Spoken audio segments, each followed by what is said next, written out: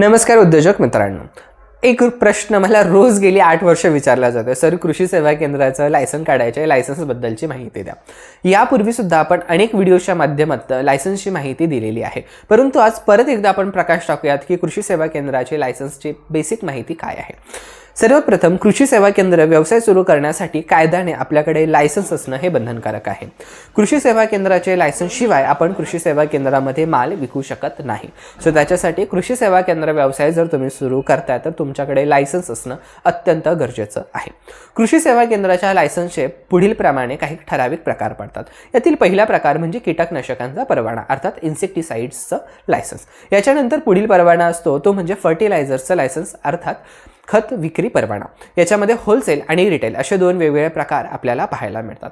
कृषी सेवा केंद्रामध्ये तिसऱ्या प्रकारातील परवाना अर्थात सीड्स लायसन्स म्हणजे बियाणे विक्रीचा परवाना.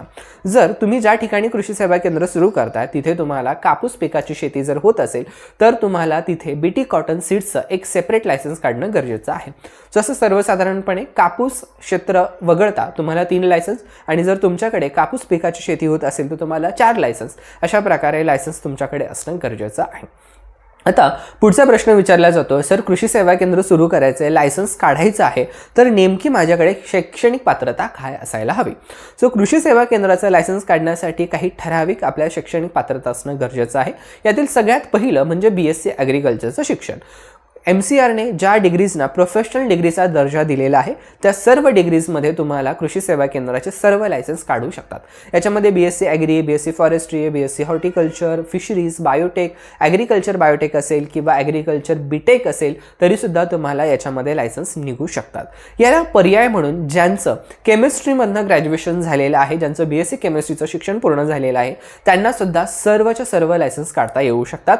याच्यामध्ये अट फक्त एकच आहे, शेवटच्या वर्षामध्ये तुमच्या अभ्यासक्रमामध्ये केमिस्ट्री विषय असणं गरजेचं आहे. अगदीच ज्यांचं फिजिक्स, केमिस्ट्री, मॅथ्स झालेलं असतं परंतु त्यांच्या फायनल इयरमध्ये त्यांचा केमिस्ट्री सब्जेक्ट असतो तर अशांना सुद्धा सर्व लायसन्स निघू शकतात. इथे बऱ्याचदा झूलॉजी किंवा बॉटनी याच्यातनं ज्यांचं स्पेशलायझेशन झालेलं आहे किंवा शेवटच्या वर्षात ज्यांच्याकडे केमिस्ट्री सब्जेक्ट नसतो अशांना लायसन्स सध्या काढताना अडचणी येते. म्हणून संवाद पब्लिसिटी माध्यमातून आम्ही हे स्पष्ट करतो की जर तुमच्याकडे फायनल डिग्रीमध्ये केमिस्ट्री सब्जेक्ट असेल तर तुम्हाला सर्व लायसन्स निघतील.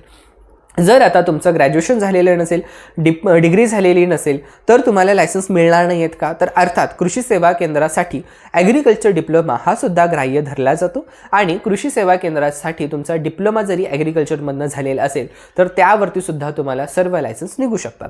याच्यामध्ये फक्त अट एकच आहे की कृषी सेवा केंद्राचा डिप्लोमा हा रेग्युलर झालेला असावा. म्हणजे महाराष्ट्रातील 4 कृषी विद्यापीठांच्या अंतर्गत संलग्न असलेल्या कोणत्याही कॉलेजमधनं तुमचा रेग्युलर पद्धतीने जर डिप्लोमा झालेला असेल तर तुम्हाला सर्व लायसन्स निघतील. आता इथे एक रोज प्रश्न आम्हाला विचारला जातो, सर यशवंतराव चव्हाण मुक्त विद्यापीठातनं माझा डिप्लोमा झाला आहे, कृषीचा डिप्लोमा झाला आहे, लायसन्स मिळेल का.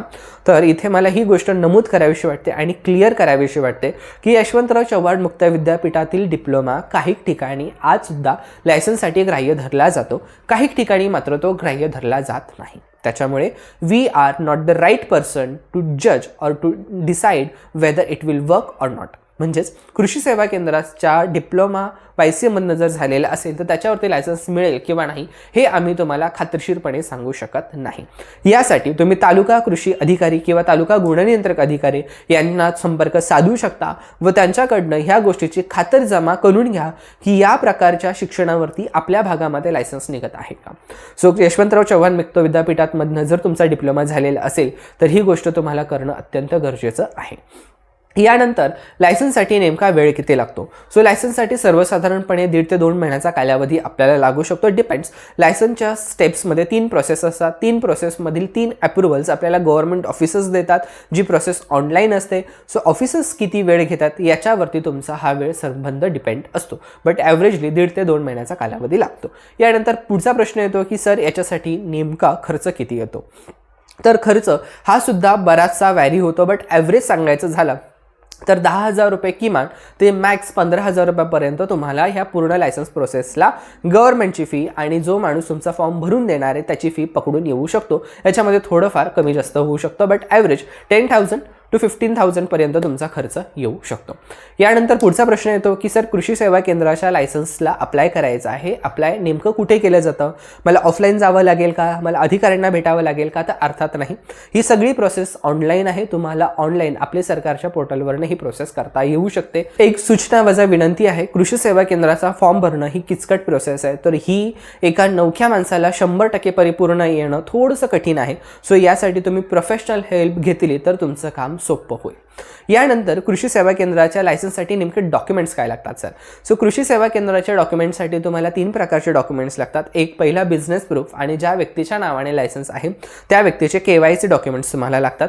याच्यासोबत तुम्हाला काही मार्केटिंग आणि शॉपचं जे तुमचं लोकेशन आहे, जो तुमचा गाळा आहे, त्याला सपोर्टिंग डॉक्युमेंट्स लागतात, ज्याच्यामध्ये रेंट ॲग्रीमेंट, 7/12, गाव नमुना अट अशा विविध डॉक्युमेंट्सचा समावेश आहे. यासोबत प्रिन्सिपल सर्टिफिकेट, ओ सर्टिफिकेट असे डॉक्युमेंट्स तुम्हाला लागू शकतात. तसेच तुमचा बिझनेस कुठल्या फॉर्ममध्ये रजिस्टर्ड आहे, बिझनेस प्रूफ, याच्यासोबत अनेक डॉक्युमेंट्स याच्यामध्ये लागतात. सो तुमचं लायसन्स सोलो प्रोप्रायटरशिपमध्ये आहे, पार्टनरशिपमध्ये आहे, किंवा तुमचं रेंट बेसिसवरती गाळा असेल तर याच्या हिशोबाने ही डॉक्युमेंटची लिस्ट पूर्णतः बदलत असते. तर ही डॉक्युमेंटची लिस्ट यासोबतच याच्याही पुढचे हे ॲडव्हान्स प्रश्नांची लिस्टची उत्तरं आम्ही एका ईबुकमध्ये, एका PDF लिहिलेली आहेत.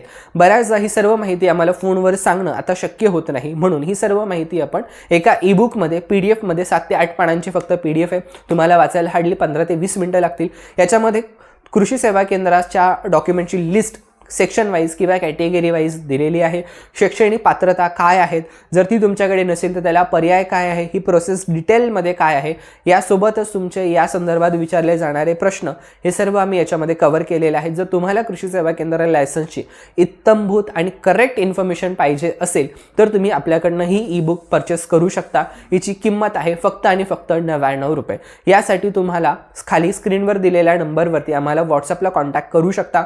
व्हॉट्सअपला कॉन्टॅक्ट केल्यानंतर तुम्हाला याचा फॉर्म भरायचा आहे, पेमेंट करून स्क्रीनशॉट शेअर करायचा आहे, आणि याच्यानंतर तुम्हाला अर्ध्या तासामध्ये ईबुक ही शेअर केली जाते, ज्याच्यामध्ये लायसन्सची सगळी ऑथेंटिकेटेड करेक्ट इन्फॉर्मेशन आणि लेटेस्ट इन्फॉर्मेशन तुम्हाला अवेलेबल आहे. तर उद्योजक मित्रांनो, कृषी सेवा केंद्राच्या लायसन्सबद्दल जर तुमचे इतर काही प्रश्न असतील तर तुम्ही आम्हाला व्हॉट्सअपला विचारू शकता. ही माहिती तुम्हाला कशी वाटली हे खाली कमेंटमध्ये नक्कीच सांगा. यासोबतच तुमचे अजून काही प्रश्न असतील तर कमेंटमध्ये आम्हाला नक्कीच विचारू शकता.